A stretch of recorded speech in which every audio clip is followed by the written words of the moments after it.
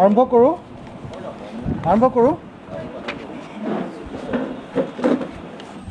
উৰি যাব পটককৈ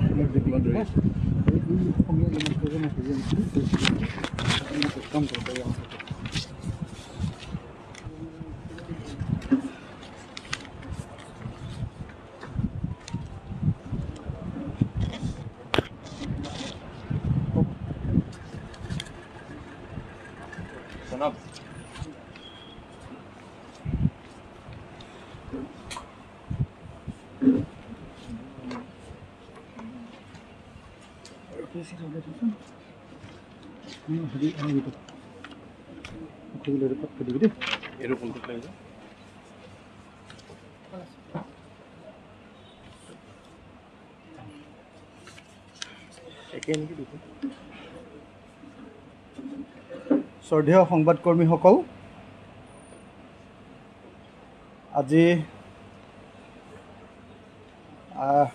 ৰাইজৰ দলৰ কাৰ্যালয়ত আমি প্ৰথমবাৰৰ বাবে মই বিধায়ক হিচাপে জয়ী হোৱাৰ পাছত জেলৰ পৰা ওলাই অহাৰ পাছত আনুষ্ঠানিক প্ৰেছ মিট আয়োজন কৰিছোঁ। আপোনালোকে সকলোৱে ৰাইজৰ দলৰ নেতৃবৰ্গক চিনি পায়, গতিকে মই চিনাকি কৰি নিদিওঁ। এতিয়া পোনপটীয়াকৈ মই ৰাইজৰ দলৰ সভাপতি হিচাপে দলটোৰ হৈ বৰ্তমান সময়ৰ কেইটামান অত্যন্ত গুৰুত্বপূৰ্ণ প্ৰশ্নত আমাৰ বক্তব্য প্ৰদান কৰিব খুজিছোঁ। আপোনালোক সকলোৱে জানে যে মই জেলৰ পৰা ওলোৱাৰ পাছতেই মাত্ৰ এটা ৰাতি গুৱাহাটীত থাকিয়ে শিৱসাগৰলৈ গুচি যোৱাৰ কাৰণে যোৱা সময়খিনিত অসমৰ ৰাজনীতিত যিবিলাক ঘটনা ঘটিছে সেই ঘটনাবিলাক সন্দৰ্ভত মই একো বক্তব্য প্ৰকাশ কৰিব পৰা নাই। আৰু লগতে আমাৰ কেন্দ্ৰীয় নেতৃবৰ্গও মোৰ লগতে যোৱা এসপ্তাহ ধৰি শিৱসাগৰত থকাৰ কাৰণে এই সময়খিনি সম্পৰ্কত আমাৰ দলৰ স্থিতি, চৰকাৰৰ কাম কাজ সম্পৰ্কত আমাৰ দলৰ স্থিতি আমি অৱগত কৰিব পৰা নাই। সেইকাৰণে আজি এই সংবাদমেলৰ জৰিয়তে আমি চৰকাৰৰ বিভিন্ন কাম কাজ সম্পৰ্কে আৰু বৰ্তমানৰ সময়ৰ ৰাজনৈতিক অৱস্থান সন্দৰ্ভত আমাৰ বক্তব্য প্ৰকাশ কৰিব খুজিছোঁ। প্ৰথমতে আটাইতকৈ বিতৰ্কিত বিষয়টোকে আৰম্ভ কৰিছোঁ। মুখ্যমন্ত্ৰী ডক্টৰ হিমন্ত বিশ্ব শৰ্মা ডাঙৰীয়াই ঘোষণা কৰিছে যে MLA বিলাকৰ কাম, বিধায়কসকলৰ কাম কেৱল বিধানসভাত। বিধানসভালৈ আহিব আৰু যাব, তাৰ বাহিৰে তেওঁলোকৰ কোনো এক্সিকিউটিভ বা কাৰ্যপালিকাৰ কোনো ভূমিকা বিধায়কবিলাকৰ নাথাকিব। সেইকাৰণে এই মুহূৰ্তত আমি তেখেতৰ এই বক্তব্য সন্দৰ্ভত আমাৰ দলৰ যি স্থিতি আছে সেই স্থিতি অৱগত কৰিব খুজিছোঁ। আপোনালোক সকলোৱে জানে যে ভাৰতবৰ্ষৰ সংবিধানৰ 7ম অনুসূচীৰ 246 নম্বৰ অনুচ্ছেদৰ অসম বিধানসভাৰ বা ৰাজ্যবিলাকৰ বিধানসভাৰ ক্ষমতা আৰু কাৰ্যাৱলী সম্পৰ্কে আলোচনা কৰা হৈছে।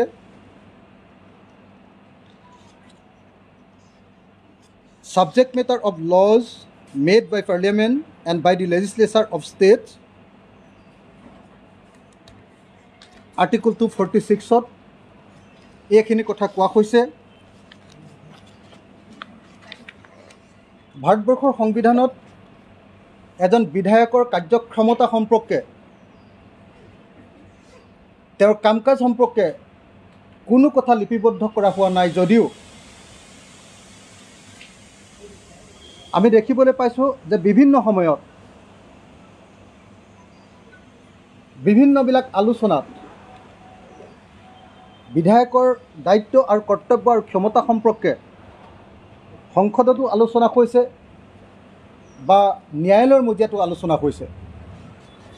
আমি এই সম্পৰ্কে বক্তব্য দাঙি ধৰাৰ আগতে মুখ্যমন্ত্ৰীয়ে বিধায়ক সম্পৰ্কত কি কৈছিলে এই সম্পৰ্কত দুটা বা তিনিটা বক্তব্য প্ৰকাশ কৰি ল'ব খুজিছোঁ। মুখ্যমন্ত্ৰীয়ে কৈছে যে বিধায়কৰ একমাত্ৰ কাম কেৱল বিধান ৰচনা কৰাত, আইন প্ৰণয়ন কৰাত, অৰ্থাৎ বিধানসভাতে তেওঁৰ কাম আছে। গতিকে এজন বিধায়কে বিধানসভালৈ যাব আৰু বিধানসভালৈ আহিব, তাৰ বাহিৰে বিধায়কজনৰ অন্য কোনো কাম নাই বুলি তেওঁ ক'ব খুজিছে। তেওঁ কৈছে যে বিধায়কজনে ডিচিক কোনো নিৰ্দেশ দিব নোৱাৰে, বিধায়কজনে এছপিক কোনো কথা ক'ব নোৱাৰে, বিধায়কজনে এছডিচি বা এছডিঅ'ক কোনো ধৰণৰ নিৰ্দেশ দিব নোৱাৰে বা কামৰ কোনো খতিয়ান ল'ব নোৱাৰে। সেইবিলাক কেৱল মুখ্যমন্ত্ৰী আৰু মন্ত্ৰীসকলেহে কৰিব বুলি কোৱা হৈছে।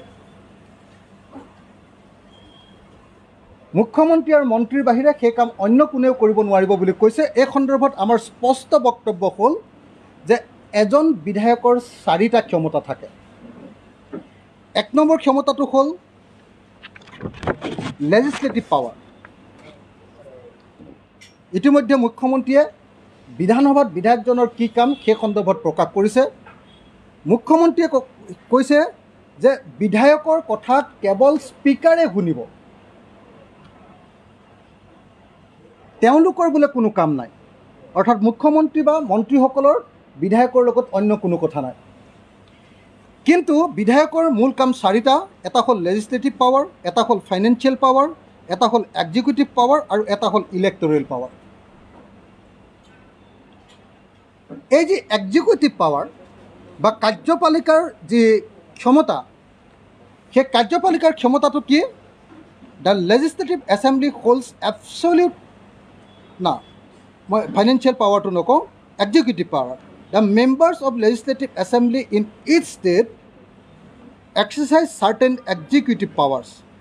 They control the activities and action taken by the Chief Minister and the Council of Ministers. In other words, the ruling government is answerable to the Legislative Assembly for all its decisions. অতি স্পষ্ট ভাষাত এজন বিধায়কৰ কাম কেৱল আইন প্ৰণয়নত নহয়, তেওঁৰ এক্সিকিউটিভ বা কাৰ্যপালিকাৰ ক্ষমতা আছে আৰু সেই কাৰ্যপালিকাৰ ক্ষমতাত মুখ্যমন্ত্ৰী আৰু মন্ত্ৰীসকলে যি কাম কাজ কৰে, সেই কাম কাজ আৰু যি একশ্যন লয়, সেই একশ্যনৰ কণ্ট্ৰল কৰিব পাৰে বিধায়কসকলে, নিয়ন্ত্ৰণ কৰে বিধায়কসকলে। এই কথাটো অতি স্পষ্ট ভাষাত বিভিন্ন আইনৰ লগত জড়িত মানুহবিলাকে এই সম্পৰ্কে কৈ থৈছে। এই সম্পৰ্কত মই প্ৰথমতে বেছি দীঘলীয়া নকৰি কেৱল এটা মাত্ৰ সুপ্ৰিম কোৰ্টৰ জাজমেণ্টৰ কথা ক'ব খুজিছোঁ। সুপ্ৰিম কোৰ্টৰ জাজমেণ্টটোৰ নাম হ'ল Lokprahari versus state of UP 2017-1 SCC 244। অৰ্থাৎ সুপ্ৰিম কোৰ্ট কেছবিলাকৰ যিটো ৱেবছাইট থাকে, তাৰ 2017 চনৰ প্ৰথমটো ভলিউমৰ 244 নম্বৰ পৃষ্ঠাত এই জাজমেণ্টটো সংৰক্ষিত হৈ আছে। এই জাজমেণ্টটোৰ নাম Lokprahari versus state of UP। তাৰ মই মাত্ৰ দুটা বাক্য পঢ়ি দিম। তাত কৈছে, elected representative have a vital role in democracy. They have an intrinsic connection with their constituencies and have a legitimate role to discharge in meeting of development needs of their constituencies. Supreme Court কৈছে, মই বেছি দীঘলীয়া আৰু নকৰোঁ, যে এজন নিৰ্বাচিত বিধায়কৰ গণতন্ত্ৰত এটা ভাইটেল, এটা ব্যাপক ভূমিকা আছে। They have an intrinsic connection with their constituencies. তেওঁলোকৰ যি সমষ্টি, সেই সমষ্টিৰ লগত তেওঁলোকৰ এটা এৰাব নোৱাৰা সম্পৰ্ক আছে।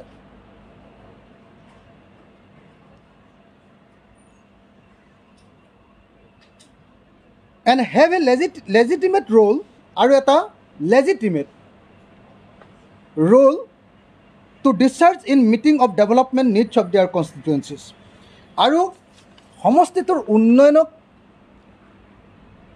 উন্নয়নৰ ক্ষেত্ৰত যি ডেলিভাৰ কৰিব লাগে, যি ডিচাৰ্জ কৰিব লাগে, তাৰ ক্ষেত্ৰত বিধায়কজনৰ এটা অত্যন্ত গুৰুত্বপূৰ্ণ ভূমিকা আছে। গতিকে মই ভাবোঁ যে সুপ্ৰিম কোৰ্টৰ এই জাজমেণ্টটো মই উল্লেখ কৰি দিয়াৰ পাছত নিশ্চয় এই সন্দৰ্ভত আৰু একো কথা কোৱাৰ প্ৰয়োজন নাই।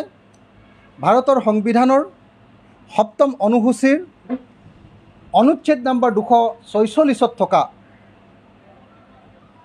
যিমানবিলাক কাম কাজ আছে ষ্টেট লিষ্ট আৰু ইউনিয়ন লিষ্টৰ 7ম অনুসূচীৰ ৰাজ্যিক অনুসূচী আৰু সমৱৰ্তী সূচীৰ যিবিলাক বিষয় আছে সেই আটাইবিলাক বিষয়ৰ ওপৰতে এজন বিধায়কৰ আৰু বিধানসভাৰ সম্পূৰ্ণ ক্ষমতা আছে। গতিকে অসমৰ মুখ্যমন্ত্ৰীয়ে বিধায়কজনৰ দায়িত্ব কমাবলৈ গৈ, বিধায়কসকলৰ দায়িত্ব কমাবলৈ গৈ তেওঁ প্ৰতিষ্ঠিত আইনৰ বিৰুদ্ধে কৈছে, প্ৰতিষ্ঠিত সুপ্ৰিম কোৰ্টৰ ৰায়ৰ বিৰুদ্ধে গৈছে আৰু প্ৰতিষ্ঠিত সকলোবিলাক পৰম্পৰাৰ বিৰুদ্ধে গৈছে। আৰু সেইকাৰণে মুখ্যমন্ত্ৰীক আমি প্ৰত্যাহ্বান জনাইছোঁ যে মুখ্যমন্ত্ৰীয়ে যি কথা কৈছিলে যে তেওঁ আইনৰ মতে কথা কৈছে, আইনত লিখি থোৱাৰ বাবে তেওঁ কৈছে যে বিধায়কজনৰ অন্য কোনো কাৰ্যপালিকাৰ কোনো ক্ষমতা নাই। মই মুখ্যমন্ত্ৰীক প্ৰত্যাহ্বান জনাইছোঁ যে তেখেতে সেই আইনখনৰ নাম ক'ব লাগে, কোন পৃষ্ঠাত সেই কথাখিনি লিখা আছে, কোন ছেকশ্যনত সেই কথাখিনি লিখা আছে, তাৰ সম্পূৰ্ণ উত্তৰ দিয়াৰ ব্যৱস্থা কৰিব লাগে। যদি তেওঁ সেই আইনৰ নাম ক'ব নোৱাৰে, যদি তেওঁ সেই আইনৰ দফাটো আমাৰ সন্মুখত গাই দিব নোৱাৰে, তেতিয়াহ'লে তেওঁ ৰাজহুৱাকৈ ক্ষমা খুজিব লাগে বিধায়কসকলক অপমান কৰিব খোজাৰ কাৰণে। আৰু মই অসম বিধানসভাৰ সকলো বিধায়কক আহ্বান জনাইছোঁ যে অসম বিধানসভাৰ সকলো বিধায়কে মুখ্যমন্ত্ৰীৰ এই বক্তব্যৰ বিৰোধিতা কৰিব লাগে। মই অসম বিধানসভাত এই বিষয়টো উত্থাপন কৰিম, সুযোগ পালে এই বিষয়টো উত্থাপন কৰি মুখ্যমন্ত্ৰীৰ পৰা এই বিষয়ত কৈফিয়ত তলব কৰিবৰ কাৰণে আমি চেষ্টা কৰিম। কাৰণ আপোনালোকে সকলোৱে জানে যে বিধানসভা হ'ল মুখ্যমন্ত্ৰীক কৈফিয়ত তলব কৰাৰ বা মন্ত্ৰীমণ্ডলীক বা চৰকাৰক কৈফিয়ত তলব কৰাৰ আটাইতকৈ উপযুক্ত স্থান। গতিকে এইবাৰৰ অহা 12 জুলাই তাৰিখৰ পৰা যি বিধানসভা আছে সেই বিধানসভাত মুখ্যমন্ত্ৰীয়ে বিধায়কক কৰা অপমানৰ বিৰুদ্ধে বক্তব্য প্ৰদান কৰা হ'ব, সেই প্ৰশ্ন উত্থাপন কৰা হ'ব আৰু মুখ্যমন্ত্ৰীক কৈফিয়ত তলব কৰা হ'ব। মই অসমৰ প্ৰত্যেকজন বিধায়ককে চৰকাৰৰ এই মুখ্যমন্ত্ৰীৰ এনেকুৱা ধৰণৰ উতনুৱা কথাৰ বিৰুদ্ধে, অনৈতিক কথাৰ বিৰুদ্ধে, মুখ্যমন্ত্ৰীৰ এনেকুৱা অবৈধ কথাৰ বিৰুদ্ধে আৰু সংবিধান বিৰোধী কথাৰ বিৰুদ্ধে বক্তব্য প্ৰদান কৰিবৰ কাৰণে, মাত পাতিবৰ কাৰণে আৰু প্ৰতিবাদ কৰিবৰ কাৰণে আহ্বান জনাইছোঁ। এজন বিধায়কৰ কেনেকুৱা ধৰণৰ কাৰ্যপালিকাৰ ক্ষমতা থাকে?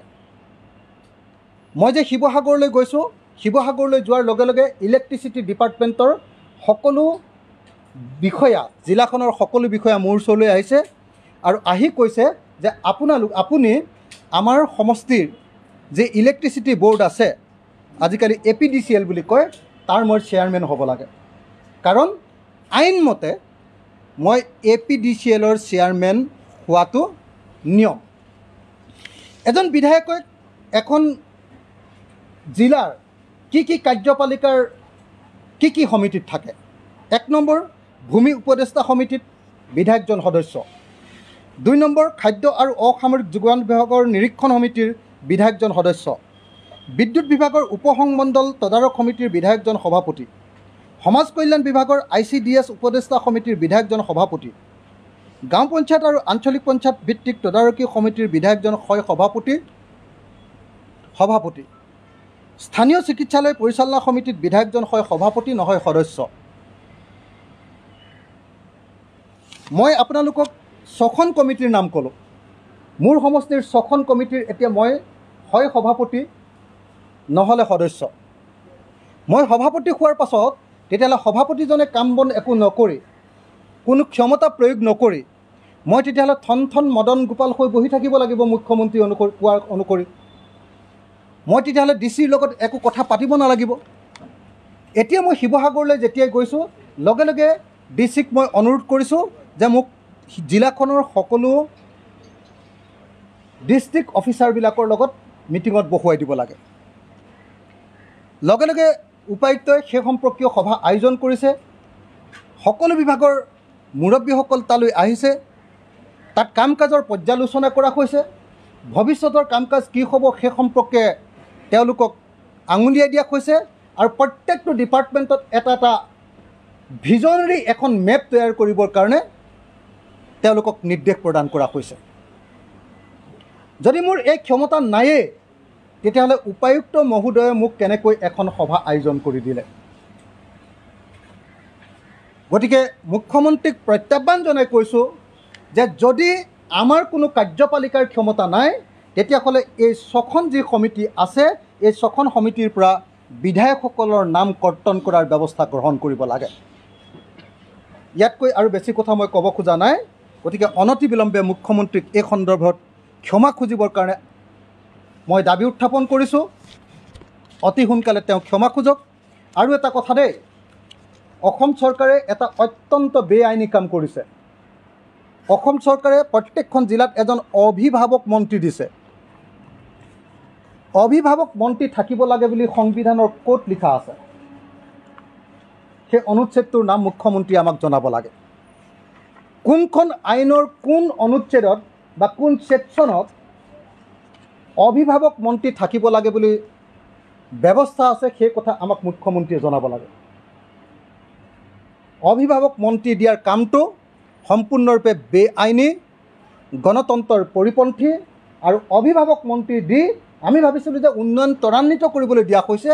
এতিয়া মুখ্যমন্ত্ৰীৰ কথা মতে আমি গম পালোঁ যে অভিভাৱক মন্ত্ৰীবিলাকে জিলা চলাব আৰু বিধায়কবিলাকৰ কোনো ভূমিকা নাথাকিব। তাৰমানে বিধায়কৰ ভূমিকা কৰ্তন কৰিবৰ কাৰণে, গণতন্ত্ৰ সংকোচন কৰিবৰ কাৰণে আৰু গণতন্ত্ৰক বিপদত পেলাবৰ কাৰণে আৰু গণতান্ত্ৰিক কাৰ্যকলাপ নাইকিয়া কৰি স্বৈৰতন্ত্ৰ বা একনায়কত্ববাদী শাসন প্ৰতিষ্ঠা কৰিবৰ কাৰণেহে অভিভাৱক মন্ত্ৰীবিলাকক দিয়া হৈছে। গতিকে অনতি বিলম্বে অভিভাৱক মন্ত্ৰীৰ দায়িত্ব আৰু ক্ষমতা কি এই সন্দৰ্ভত মুখ্যমন্ত্ৰীয়ে আমাক জনাব লাগে। আৰু যদি সেই কথাটো নজনায় অনতি বিলম্বে অভিভাৱক মন্ত্ৰীসকলৰ নাম কৰ্তন কৰি আমাৰ বিধায়কবিলাকক ক্ষমতা হস্তক্ষেপ নকৰিবৰ কাৰণে মই মুখ্যমন্ত্ৰীক সকীয়াই দিছোঁ। এতিয়া দ্বিতীয় বিষয়টো হ'ল মুখ্যমন্ত্ৰীজনে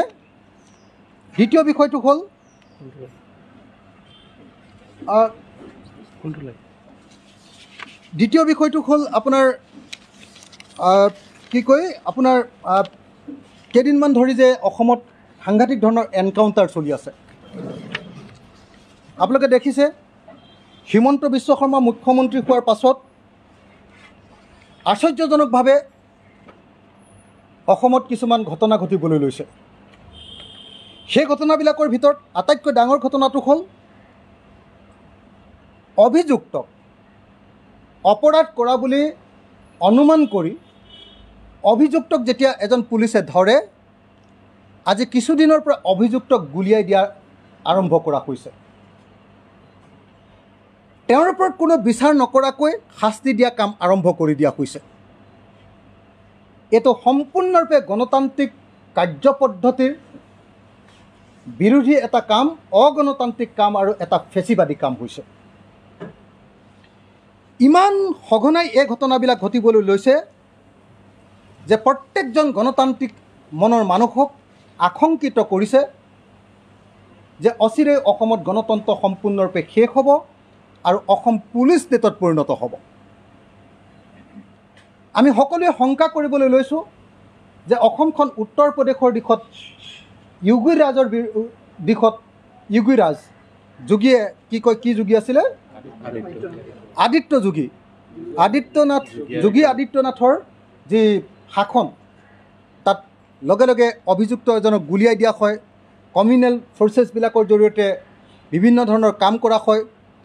ধৰ্ষণকাৰীসকলক ৰক্ষণাবেক্ষণ দিয়া হয়। আমি ইয়াত দেখিবলৈ পাইছোঁ যে মুখ্যমন্ত্ৰীয়ে OC-সকলৰ সন্মিলনত, এখন থানাৰ OC-বিলাকৰ সন্মিলনত অপৰাধীক বা অভিযুক্তক গুলিয়াই দিব লাগে বুলি তেওঁ পৰিচিত কৰা আমি দেখিবলৈ পাইছোঁ। এয়া নতুন ৰূপৰ ফেচিবাদৰ উকমুকনি নহয়নে? অভিযুক্তক শাস্তি প্ৰদানৰ কাৰণে এটা ন্যায়িক ব্যৱস্থা আছে।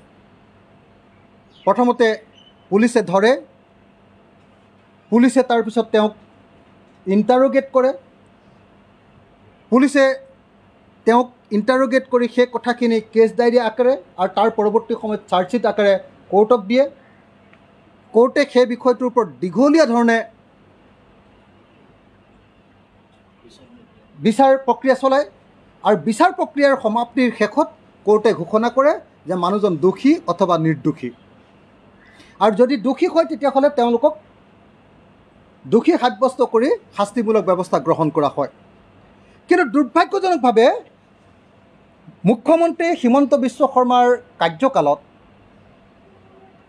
অভিযুক্ত বুলি ধৰিবলৈ গৈয়ে এতিয়া পুলিচে লগে লগে অভিযুক্তসকলক গুলিয়াই দিছে। এই ঘটনাটোৱে সমগ্ৰ ভাৰতৰ, সমগ্ৰ পৃথিৱীৰ, সমগ্ৰ অসমৰ গণতান্ত্ৰিক মহলক সচকিত কৰি তুলিছে। আমি অভিযুক্তক ৰেহাই দিবলৈ কোনো পধ্যে কোৱা নাই। অভিযুক্তক ধৰা হওক, অভিযুক্তক বিচাৰ কৰা হওক, অভিযুক্তক তেওঁৰ যিবিলাক অপৰাধ সেই সম্পৰ্কে পুলিচে ইণ্টাৰোগেট কৰক আৰু তাৰ পাছত কোৰ্টত পেছ কৰক। আৰু যদি বেছি ডাঙৰ অভিযুক্ত তেতিয়াহ'লে তেওঁলোকক জেলত ভৰাই ৰখা হওক আৰু তাৰ পাছত যদি সঁচাকৈ ডাঙৰ অভিযুক্ত তেতিয়াহ'লে দৰকাৰ হ'লে ফাঁচি দিয়ক বা যাৱজ্জীৱন কাৰাদণ্ড দিয়ক। কিন্তু তাকে নকৰি এজন মানুহ ধৰাৰ লগে লগে তেওঁ অপৰাধী হয় নে নহয় প্ৰমাণ হোৱাৰ আগতেই গুলিয়াই দিয়াৰ ঘটনা কেতিয়াও সমৰ্থন কৰিব নোৱাৰে। এয়া অগণতান্ত্ৰিক, এয়া ফেচিবাদী। মোৰ হাতত এই মুহূৰ্তত এনেকুৱা 12টা কেছ আছে, যি 12টা কেছত আমি দেখিছোঁ 22 জুনৰ দিনা ছফিকুল নামৰ এজন মানুহক আজাৰাত গুলিয়াই দিয়া হৈছিলে। 23 জুনত বুবু কোঁৱৰ নামৰ এজন অত্যন্ত দুৰ্ধৰ্ষ অপৰাধী বুলি অভিযোগ থকা লোকক গুলিয়াই হত্যা কৰা হৈছিল। 24 জুনত মুজামিল হকক বৰপেটা ৰোডত গুলিয়াই দিয়া হৈছিল। 2 জুনত ছফিকুল ইছলামক ধুবুৰীত গুলিয়াই দিয়া হৈছিল। 29 জুনত ৰাজা বাবু সিঙক গুলিয়াই দিয়া হৈছিল। 2 জুলাইত কমলদীপ সিং সিদ্ধু নামৰ ASI এজনক হত্যা কৰা হৈছিল। 2 জুলাইত ছায়েদ আলীক মৰিগাঁৱত গুলিয়াই দিয়া হৈছিল। 3 জুলাইত চুৰাংগ চাইনিয়া কোকৰাঝাৰত গুলিয়াই দিয়া হৈছিল। 4 জুলাইত অৰুণ যাদৱ গুলিয়াই দিয়া হৈছিল দক্ষিণ গাঁৱত। 6 জুলাইত লুনখুলাল মায়ে নামৰ মণিপুৰৰ এজন ড্ৰাগছৰ অভিযুক্তক, ড্ৰাগছৰ পেডলাৰ বুলি থকা অভিযুক্তক গুলিয়াই দিয়া হৈছিল। আৰু গুলিয়াই দিয়াই নহয়, গুলিয়াই দিবৰ কাৰণে মুখ্যমন্ত্ৰীয়ে ৰাজহুৱাভাৱে ক'বলৈ আৰম্ভ কৰিছে। আমি দেখিবলৈ পাইছোঁ যে তেখেতৰ দিনতে DGPয়ে সাধাৰণ জনতাক লাঠিৰে কোবোৱা উচিত বুলি ৰাজহুৱাকৈ ক'বলৈ আৰম্ভ কৰিছে। এয়া নিশ্চয় ফেচিবাদৰ লক্ষণ। আৰু মই অসমৰ সকলো গণতান্ত্ৰিক ৰাইজক বিজেপি RSS চৰকাৰৰ এই অগণতান্ত্ৰিক, এই ফেচিবাদী কাম কাজৰ বিৰুদ্ধে প্ৰতিবাদ সাব্যস্ত কৰিবৰ কাৰণে আৰু জনমত গঠন কৰি এই জঘন্য অপৰাধৰ বিৰুদ্ধে মাত পাতিবৰ কাৰণে মই সকলোকে আহ্বান জনাইছোঁ। এতিয়া 3 নম্বৰটো হ'ল অসমীয়া জাতিৰ ইতিহাসৰ বিকৃতকৰণ।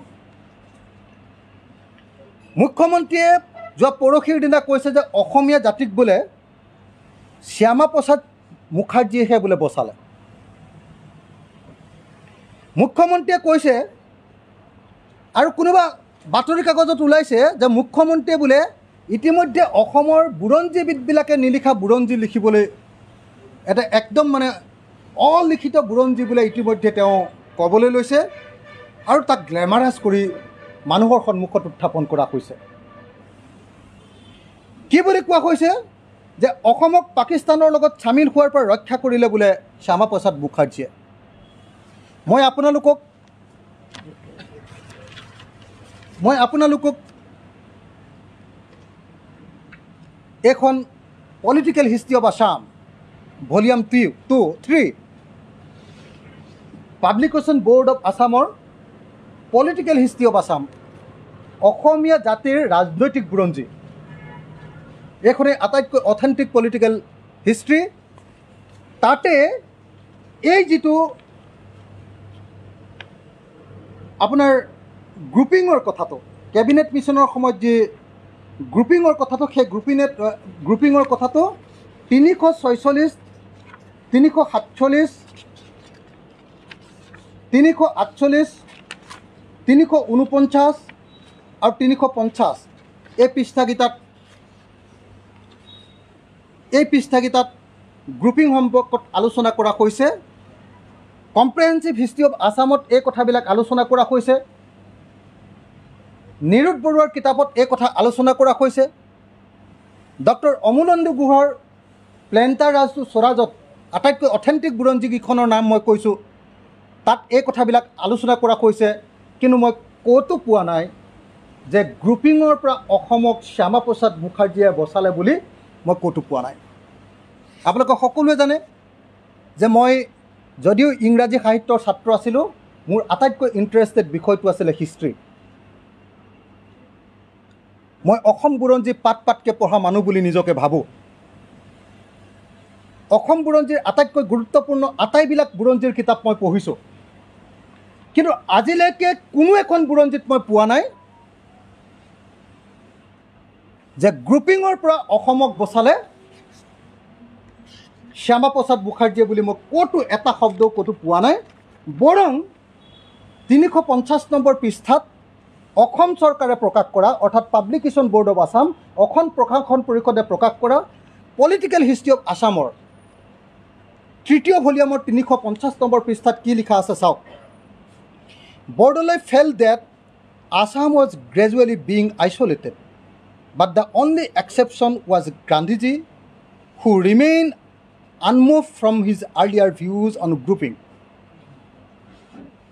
সৰ্বভাৰতীয় যি নেতৃত্ব আছিলে সেই নেতৃত্বৰ ভিতৰত একমাত্ৰ মহাত্মা গান্ধী আছিলে, যি মহাত্মা গান্ধীয়ে কৈছিলে যদি তোমালোকক পূব পাকিস্তানৰ লগত চামিল কৰিব খুজিছে আৰু যদি তোমালোকে থাকিব নোখোজা তেতিয়াহ'লে তোমালোকে প্ৰতিবাদ কৰাৰ অধিকাৰ আছে, আৰু যদি তোমালোকে প্ৰতিবাদ কৰা তেতিয়াহ'লে মই তোমালোকৰ লগত আছোঁ। কেৱল গান্ধীয়ে সেই কথা কৈছিলে, আৰু কোনো ভাৰতীয় আনকি জৱাহৰলাল নেহৰুৱেও অসমবাসীৰ পক্ষত নাছিলে। আমি জানো যে গ্ৰুপিঙৰ পৰা অসমক বচাইছিলে অসমৰ গোপীনাথ বৰদলৈ আৰু সেই সময়ৰ কংগ্ৰেছ নেতৃত্বই, আৰু আমি সকলোৱে জানো যে গ্ৰুপিঙৰ বিৰুদ্ধে গোটেই অসম জুৰি প্ৰতিবাদ হৈছিলে, আৰু সেই গণ প্ৰতিবাদৰ এজন নেতা আছিলে আমাৰ বিষ্ণুপ্ৰসাদ ৰাভা। আমি কেতিয়াও শ্যামাপ্ৰসাদ মুখাৰ্জীয়ে অসমক পাকিস্তানৰ পৰা বচালে, পাকিস্তানত সোমোৱাৰ পৰা বচালে বুলি, পূব পাকিস্তান তাৰ পৰা বচালে বুলি আমি কেতিয়াও শুনা নাছিলোঁ। নতুনকৈ ইতিহাস তৈয়াৰ কৰিব খোজা হৈছে অসমত, পুৰণি প্ৰকৃত ইতিহাস মচিব খোজা হৈছে, এক সাম্প্ৰদায়িক ধৰ্মীয় আৰু ফেচিবাদী ইতিহাস তৈয়াৰ কৰিব খোজা হৈছে। এই অত্যন্ত ভয়ানক ঘটনাৰ পৰা অসমবাসীক আমি আঁতৰি থাকিবৰ কাৰণে আৰু সাৱধান হৈ থাকিবৰ কাৰণে অনুৰোধ জনাইছোঁ। তাৰ পাছত তেখেতে কৈছে অত্যন্ত গণ্ডগোলীয়া প্ৰত্যেকটো কথাই মিছা কথা কৈছে। এজন মুখ্যমন্ত্ৰী যি কিতাপ নপঢ়ে, এজন মুখ্যমন্ত্ৰী যি অসমৰ বুৰঞ্জী নাজানে, এজন মুখ্যমন্ত্ৰী অসমত আছে যি ভাৰতৰ সংবিধান পঢ়া নাই, যি মুখ্যমন্ত্ৰী আছে যি দৰকাৰী আইন কেইখন পঢ়ি লোৱা নাই, বিধায়কৰ কি ক্ষমতা আছে সেই সম্পৰ্কে কথাকেইটা আজিলৈকে পঢ়ি লোৱা নাই। সেইজনে হ'ল অসমৰ মুখ্যমন্ত্ৰী হিমন্ত বিশ্ব শৰ্মা। সেই হিমন্ত বিশ্ব শৰ্মাই কৈছে যে অসমীয়া ভাষাটোক বোলে বচালে আপোনাৰ শ্যামাপ্ৰসাদ মুখাৰ্জীয়ে। তেওঁ কৈছে অসমীয়া ভাষা প্ৰতিষ্ঠাৰ ক্ষেত্ৰত বোলে লক্ষ্মীনাথ বেজবৰুৱাৰ সমানে শ্যামাপ্ৰসাদ মুখাৰ্জীৰ সহযোগ আছিল। ক'ত লক্ষ্মীনাথ বেজবৰুৱা আৰু ক'ত শ্যামাপ্ৰসাদ মুখাৰ্জী? শ্যামাপ্ৰসাদ মুখাৰ্জীৰ লগত লক্ষ্মীনাথ বেজবৰুৱাৰ সম্পৰ্ক কি?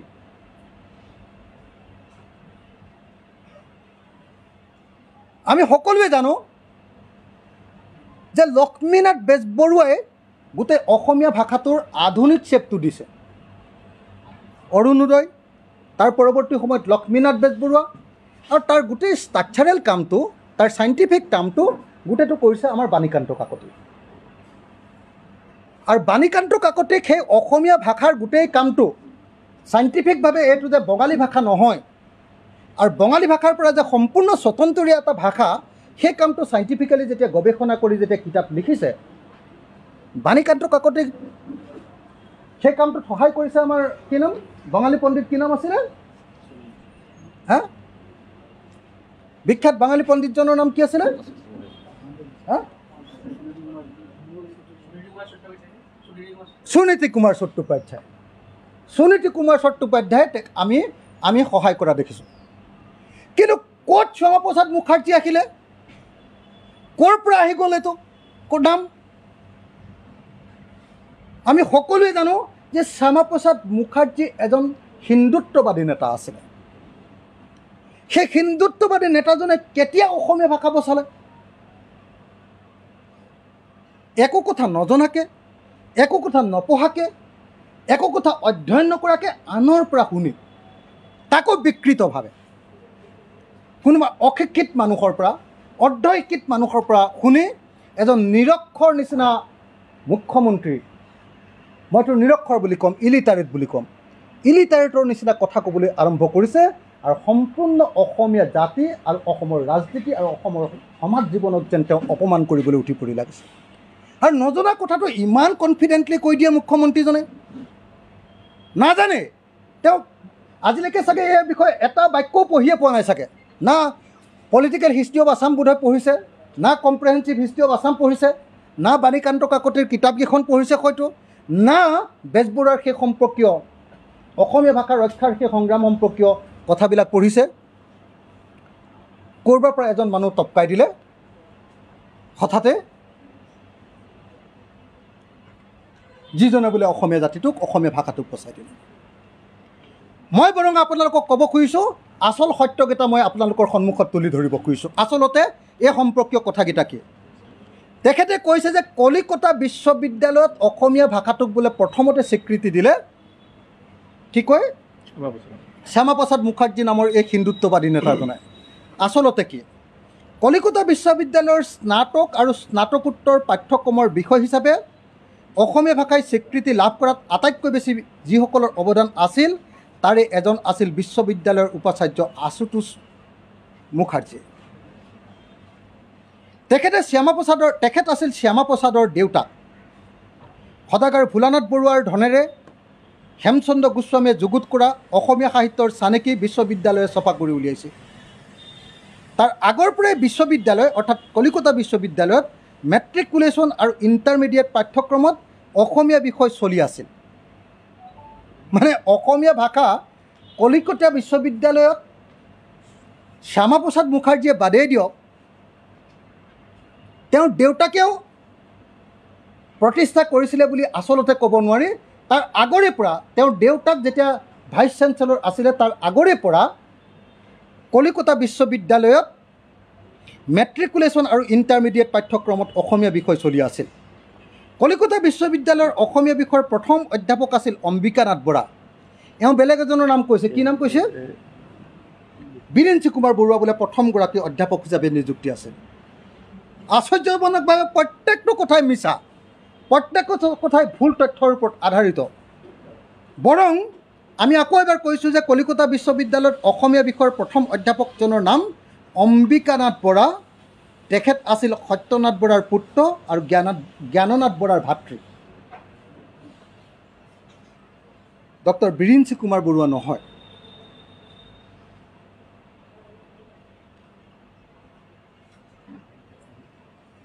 R.C. দত্ত, R.C. ৰজনী, আপোনাৰ R.C. দত্তক আপোনালোকে সকলোৱে নিশ্চয় জানে।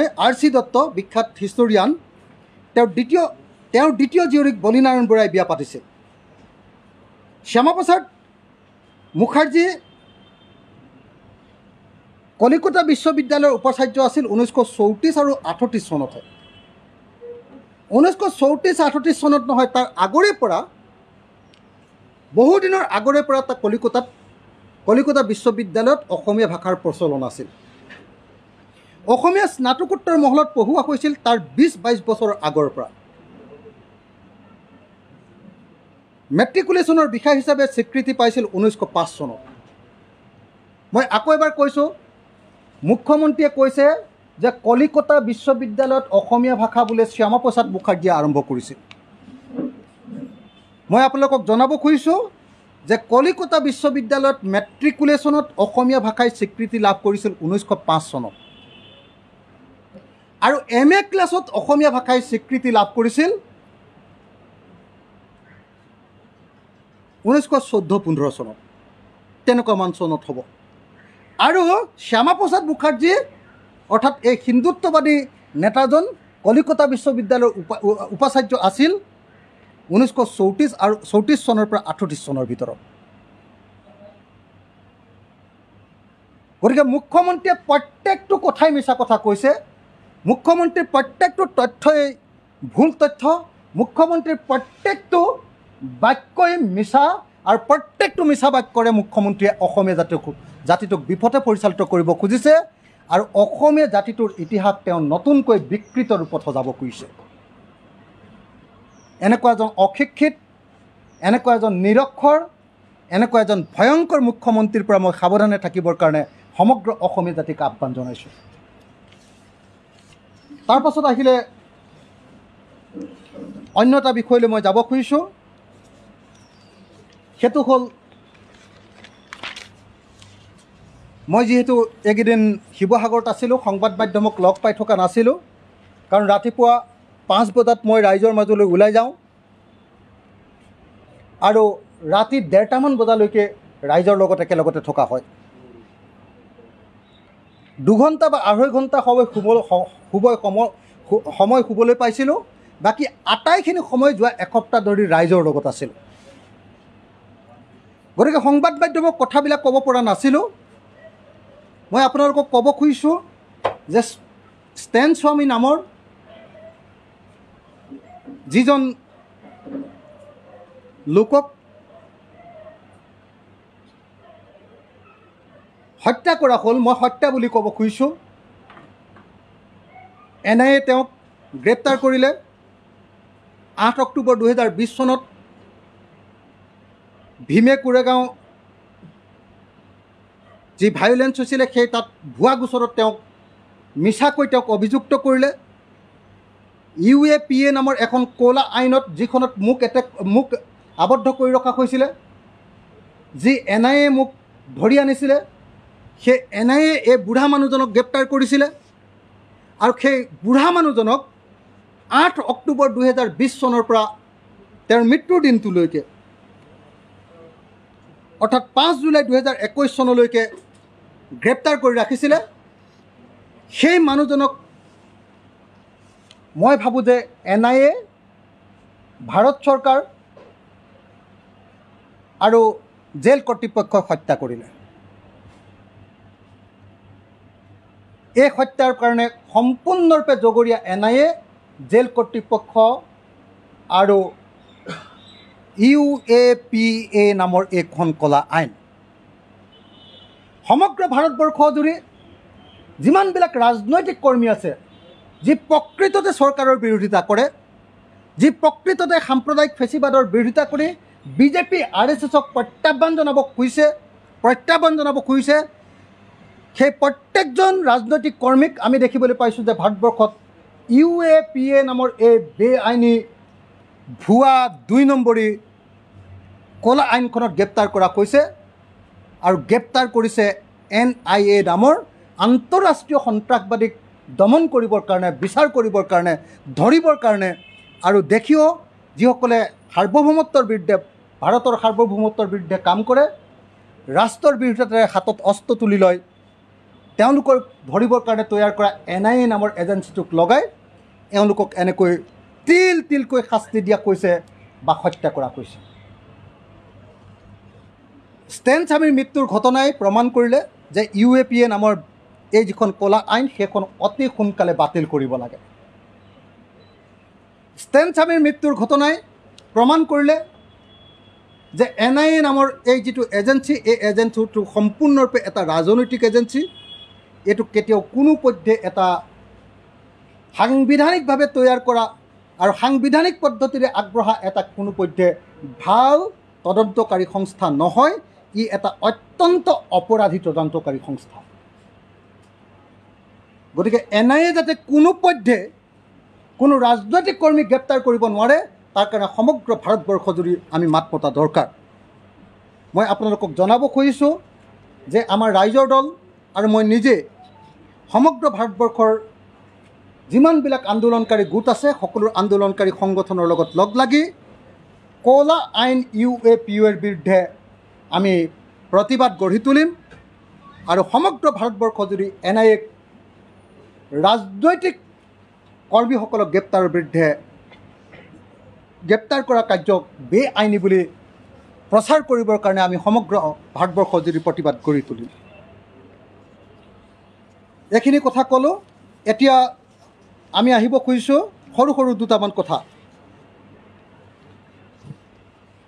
মেট্ৰিক পৰীক্ষা আৰু হায়াৰ ছেকেণ্ডেৰী পৰীক্ষাৰ ৰিজাল্ট মুখ্যমন্ত্ৰীয়ে কৈছে যে পৰীক্ষা নিদিয়াকৈ যি মাৰ্কশ্বিট দিয়া হ'ব বেলেগ এটা পদ্ধতিৰে যি মাৰ্কশ্বিটখন দিয়া হ'ব সেই মাৰ্কশ্বিটখনে কেতিয়াও টেটৰ নিচিনা চাকৰি লাভ কৰিব নোৱাৰিব। এইটো সম্পূৰ্ণৰূপে অবৈধ, অনৈতিক আৰু বেআইনী। পৰীক্ষাৰ্থীসকল পৰীক্ষা দিবৰ কাৰণে সাজু আছিলে। পৰীক্ষা পাতিব পৰা নাই চৰকাৰে, পৰীক্ষা পতা নাই চৰকাৰে। চৰকাৰে নিৰ্বাচন পাতিছে কিন্তু পৰীক্ষা পতা নাই। চৰকাৰে শিক্ষাৰ্থীৰ ভৱিষ্যত অন্ধকাৰ কৰিছে চৰকাৰে। আৰু এতিয়া সমস্ত দায়িত্ব জাপি দিব খুজিছে পৰীক্ষাৰ্থীসকলৰ ওপৰত। গতিকে এই কাম সম্পূৰ্ণৰূপে বেআইনী আৰু আমি চৰকাৰক দাবী উত্থাপন কৰিছোঁ যে যিখন মাৰ্কশ্বিট দিয়া হ'ব সেই মাৰ্কশ্বিটখন পৰীক্ষা দিলে যিখন মাৰ্কশ্বিট হ'লহেঁতেন সম পৰ্যায়ৰ হ'ব লাগিব। আগৰ মাৰ্কশ্বিটতকৈ কোনো পধ্যে বেলেগ মাৰ্কশ্বিট হ'ব নোৱাৰিব। এই দাবী আমি উত্থাপন কৰিলোঁ আৰু কোনো পধ্যে যাতে ছাত্ৰ ছাত্ৰীৰ ভৱিষ্যতক লৈ হেতালি খেলা নহয় তাৰ কাৰণে আমি চৰকাৰক সকীয়াই দিলোঁ। তাৰ পাছত আৰু এটা পেজ আছিলে, গুৱাহাটী বিশ্ববিদ্যালয়ত ৰাজ্যপালে অৰ্থাৎ উপাচাৰ্যই তাৰ টেম্পৰেৰী শিক্ষকসকলক, কণ্টেকচুৱেল শিক্ষকসকলক ইতিমধ্যে খেদি দিলে আৰু খেদি দিয়াৰ পাছত যেতিয়া প্ৰতিবাদ হ'ল আৰু উপাচাৰ্যই যেতিয়া ক'লে যে নহয় কোনো পধ্যে কেতিয়াও এখেতসকলক খেদি দিয়াৰ পাছত খেদি দিলে আমি কেতিয়াও বিভাগ চলাব নোৱাৰোঁ,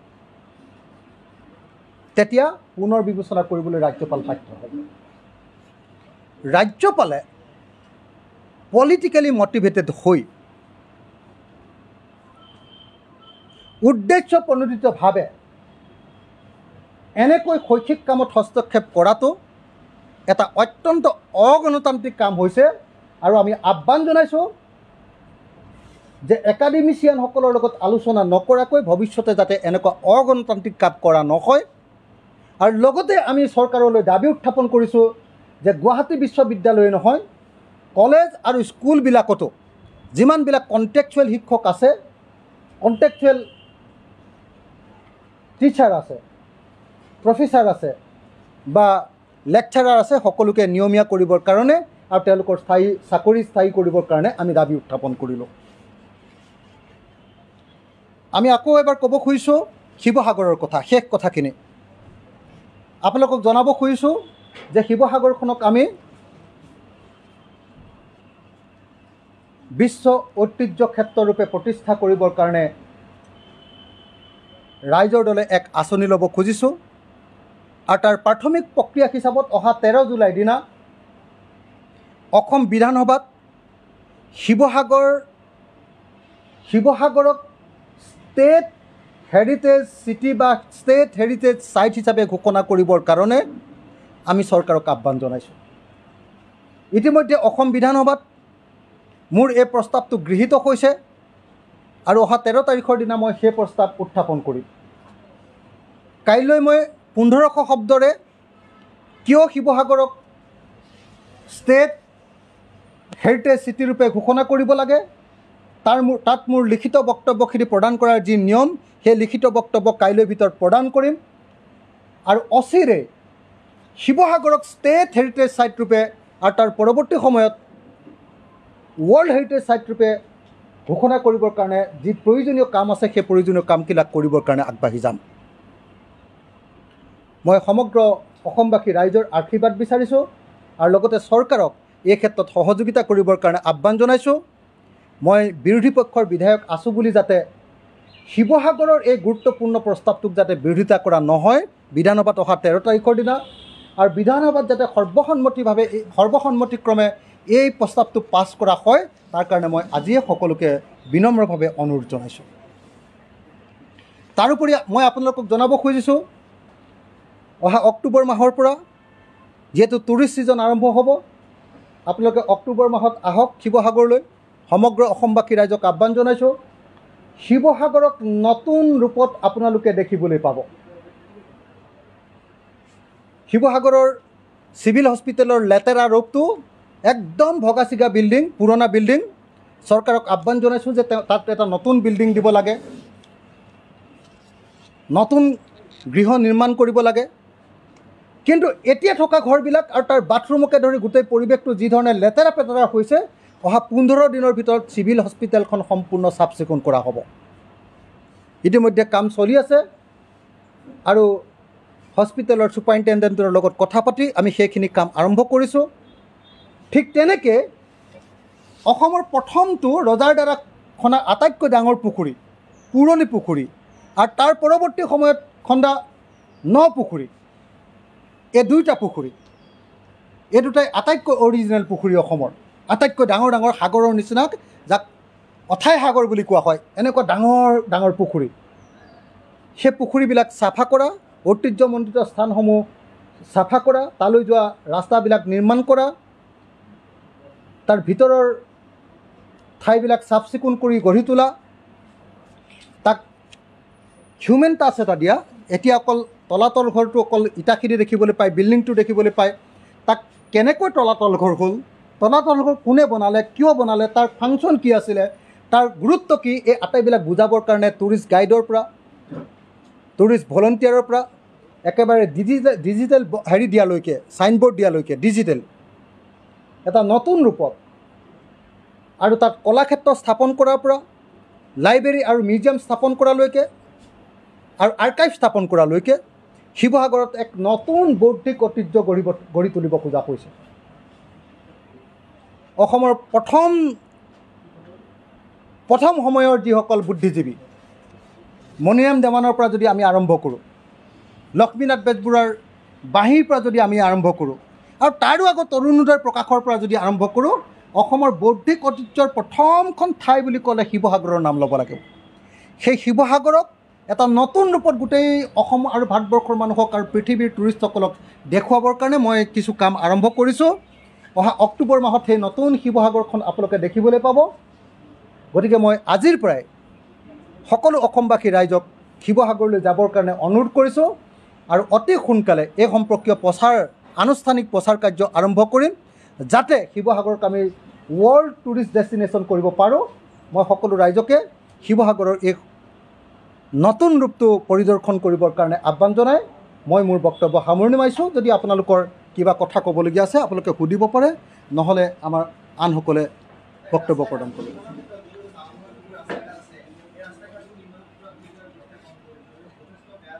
মানে শিৱসাগৰৰ ৰাস্তা ঘাট, শিৱসাগৰৰ ড্ৰেইন, শিৱসাগৰৰ বজাৰ, এইবিলাকৰ অৱস্থা একেবাৰে তথ্যবচ। ইতিমধ্যে অসম চৰকাৰক এইবিলাক নিৰ্মাণ কৰিবৰ কাৰণে অনুৰোধ কৰা হৈছে, কিন্তু শিৱসাগৰৰ কাৰণে 100 কোটি টকাৰ এটা পেকেজ বহুদিনৰ আগত ঘোষণা কৰা হৈছিলে। সেই পেকেজ চৰকাৰৰ পৰা উলিয়াই নিবৰ কাৰণে যথোপযুক্ত ব্যৱস্থা গ্ৰহণ কৰা হৈছে। তাৰ কাৰণে ডিচিৰ লগত সকলো ডিপাৰ্টমেণ্টৰ মিটিং সেইদিনা অনুষ্ঠিত কৰা হৈছে, আৰু অচিৰেই প্ৰয়োজনীয় পুঁজি পোৱাৰ লগে লগে শিৱসাগৰত বহল আহল ৰাস্তা পদূলি, পাৰ্কিং প্লেচ নিৰ্মাণ কৰা, ড্ৰেইনসমূহ নিৰ্মাণ কৰা, সকলোবিলাক ঐতিহাসিক স্থানলৈ যোৱা ৰাস্তাবিলাক নিৰ্মাণ কৰা, আপোনাৰ ট্ৰেফিক ছিগনেলবিলাক ঠিক কৰা, তাৰ পাছত আপোনাৰ ষ্ট্ৰীট লাইটবিলাক ঠিক কৰা, আৰু ঐতিহাসিক পাৰ্কবিলাক নিৰ্মাণ কৰা, মানে নতুন ৰূপৰ এখন শিৱসাগৰ গঢ়ি তুলিবৰ কাৰণে আমি কাৰ্যব্যৱস্থা গ্ৰহণ কৰিছোঁ। যদি চৰকাৰে বাধা নিদিয়ে, অখিল গগৈ নাম হ'ব বুলি ভাবিব পাৰে নহয়। সেইকাৰণে যদি হিমন্ত বিশ্ব শৰ্মাই বাধা নিদিয়ে, তেতিয়াহ'লে শিৱসাগৰবাসীয়ে এটা ঐতিহাসিক অভূতপূৰ্ব উন্নয়নৰ সন্মুখীন হ'ব, দেখিবলৈ পাব। মই এই কথা প্ৰতিশ্ৰুতি দিছোঁ। হয়,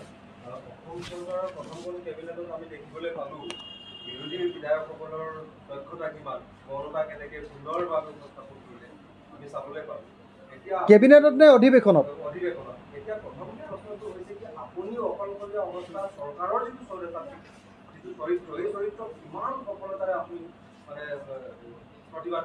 চাওক, মই প্ৰথম প্ৰশ্নটো দিছোঁ বিধানসভাত। এইবাৰ বিধানসভাত প্ৰথম 4 দিনৰ কাৰণে 5 দিনৰ কাৰণে এতিয়ালৈকে আমাক প্ৰশ্ন খোজা হৈছে।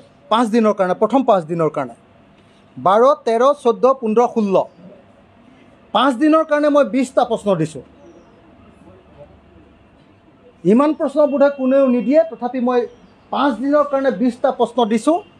আৰু প্ৰথম প্ৰশ্নটো মই সুধিছোঁ কাৰ ওপৰত? মুখ্যমন্ত্ৰীৰ লগত ফেচ টু ফেচ। মই ষ্টাৰ কুৱেশ্যন বিচাৰিছোঁ, অৰ্থাৎ ষ্টাৰ কুৱেশ্যন বিচাৰিলে মই প্ৰশ্নটো মুখেৰে উত্থাপন কৰিম আৰু মুখ্যমন্ত্ৰীয়ে প্ৰশ্নটোৰ মুখেৰে উত্তৰ দিব লাগিব।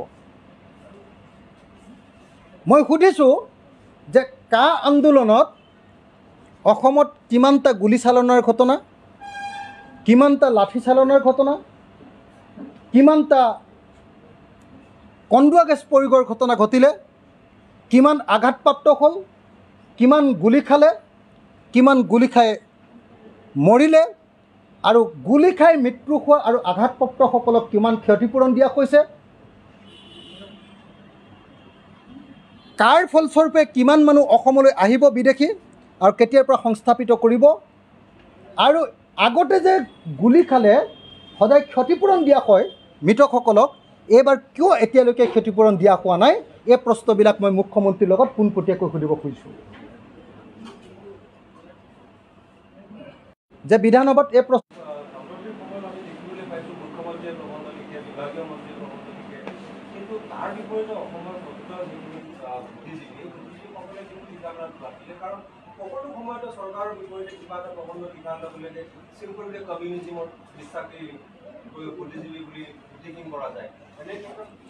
হয়, আপুনি ঠিক কথা কৈছে যে অসমত এতিয়া গণতন্ত্ৰ নাই।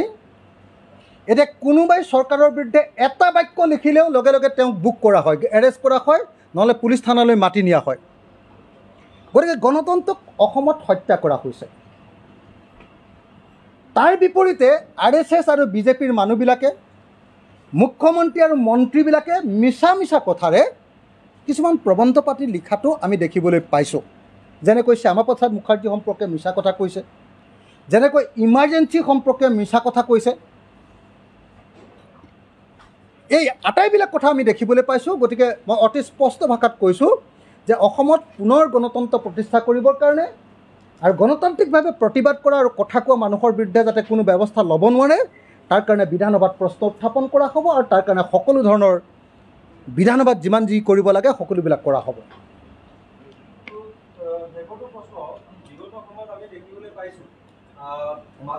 মাজুলীৰ পৰা আপোনাৰ ৱৰ্ল্ড হেৰিটেজ চাইটৰ কাৰণে আবেদন জনোৱা হৈছে আৰু অৰুণাচল প্ৰদেশৰ জিৰ'কো আপোনাৰ ৱৰ্ল্ড হেৰিটেজ চাইট হিচাপে ৰিকগনাইজ কৰিবৰ কাৰণে আবেদন নিবেদন কৰা হৈছে। কিন্তু ইউনেস্কোৰ এটা ফিডবেক আছিলে যে মাজুলীয়ে হওক বা জিৰ'ই হওক, মানে যিটো পূৰ্বৰ যিটো ক্লাছিকেল লেণ্ডস্কেপ, যিটো ট্ৰেডিশ্যনেল লেণ্ডস্কেপ, এইখিনি আধুনিকতাৰ পৰফত কৰিলে সম্পূৰ্ণৰূপে ধ্বংস হৈছে। তো আজিৰ শিৱসাগৰখন ৱৰ্ল্ড হেৰিটেজ চাইটৰ কাৰণে, হয়তো ষ্টেট হেৰিটেজ চাইটৰ কাৰণে স্বীকৃতিটো পাবও পাৰে, এইটো চৰকাৰৰ সদিচ্ছাৰ ওপৰত নিৰ্ভৰ কৰিব। কিন্তু ইউনেস্কোৰ যিখিনি গাইডলাইন, এই গাইডলাইনখিনি ইমানেই ষ্ট্ৰং যে মাজুলী এইটো হয়। মই দেখিছোঁ যে ভাৰতবৰ্ষত এতিয়ালৈকে 3টামান ঠাইত ৱৰ্ল্ড হেৰিটেজ চাইট ঘোষণা কৰা হৈছে। গুজৰাটৰ আহমেদাবাদ চহৰক, ৰাজস্থানৰ ৰাজধানী জয়পুৰ, আৰু হাম্পি নামৰ ঠাই কৰ্ণাটকৰ হাম্পিক। তাত মানে যিবিলাক ট্ৰেডিশ্যন আৰু হেৰিটেজ সেইবিলাক একেবাৰে আৰ্টিফিচিয়েল হেৰি কৰা হোৱা নাই। কিন্তু আমাৰ ইয়াত ধৰক শিৱদৌলৰ ভিতৰত আকৌ আপোনাৰ টাইলছ লগাই দিয়া হৈছে। যদি শিৱদৌলৰ ভিতৰত যদি টাইলছ লগাই দিয়ে তেতিয়াহ'লে তাক সি হেৰিটেজ হৈ নাথাকিব আৰু ঠিক তেনেকৈ মাজুলীক আমাৰ যিটো অৰিজিনেল ৰূপ সেইটোক ৰাখিবৰ কাৰণে আৰু সেইটোক ৰাখি লৈ হেৰিটেজ চাইট তৈয়াৰ কৰিবৰ কাৰণে যিবিলাক আমাৰ একাডেমিক কাম কৰিব লাগে ৰিচাৰ্চ কাম কৰিব লাগে সেইবিলাক এতিয়ালৈকে প্ৰফেশ্যনেলি হোৱা নাই যি কাৰণত ৱৰ্ল্ড হেৰিটেজ চাইট ৰূপে মাজুলী বা জিঅ' আচলতে ঘোষণা হোৱাটো এই মুহূৰ্তত বোধহয় সম্ভৱ নহয় গতিকে শিৱসাগৰত যাতে এইবিলাক হ'ব নোৱাৰে তাৰ কাৰণে মই প্ৰথমতে ষ্টেট হেৰিটেজ চাইট তাৰপিছত ভাৰতৰ আইকনিক চাইট আৰু তাৰ পৰৱৰ্তী সময়ত ৱৰ্ল্ড হেৰিটেজ চাইট ক্ৰমে ক্ৰমে যাব খুজিছোঁ আৰু তাৰ প্ৰথম ফাউণ্ডেশ্যনটো শিৱসাগৰত মই আৰম্ভ কৰিব খুজিছোঁ আৰু কিবা প্ৰশ্ন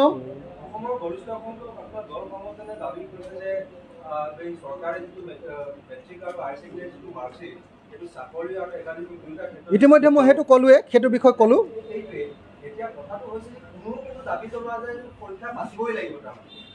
না মই ভাবোঁ যে পৰীক্ষা পাতিবই লাগিব মানে যদি চৰকাৰে কয় যে ক'ভিডৰ কাৰণে পৰীক্ষা পাতিব নোৱাৰি আৰু আমি যদি পৰীক্ষা পাতিবই লাগিব বুলি কওঁ তেতিয়াহ'লে আমাক মানে ফাঁচিয়ে দি দিব যে ই আচলতে ক'ভিড বিয়পাব খুজিছে বুলি ক'ব মুখ্যমন্ত্ৰীয়ে হাজাৰ হাজাৰ মানুহক লৈ মিটিং কৰিলে সেইটো কোনো অপৰাধ নহয় মোক যদি কোনোবা মানুহে গাড়ীটো এখন গামোচা পিন্ধায় তেতিয়াহ'লে সেইটো অপৰাধ পৰিস্থিতিটো এতিয়া এনেকুৱাটো গতিকে আমি পৰীক্ষা পাতিবই লাগিব বুলি ডিমাণ্ড কৰিব নোৱাৰোঁ কিন্তু CBSEত যেনেকৈ কৈছে যে যদি কোনোবাই এতিয়াৰ মাৰ্কশ্বিটখনক লৈ সন্তুষ্ট নহয় কোনোবাই যদি স্পেচিয়েল পৰীক্ষাত বহিব খোজে তেতিয়াহ'লে অসম চৰকাৰেও তেনেকুৱা কৰিব লাগে যে যদি বৰ্তমানৰ মাৰ্কশ্বিটখনক লৈ কোনোবা সন্তুষ্ট নহয় অসম চৰকাৰেও বা অসমৰ মাধ্যমিক শিক্ষা বোৰ্ড বা আমাৰ কি কয় কাউন্সিলেও আচলতে তেনেকুৱা ধৰণৰ ছাত্ৰ ছাত্ৰীসকলক পৰীক্ষাৰ সুযোগ দিব লাগে আৰু প্ৰশ্ন আছে নেকি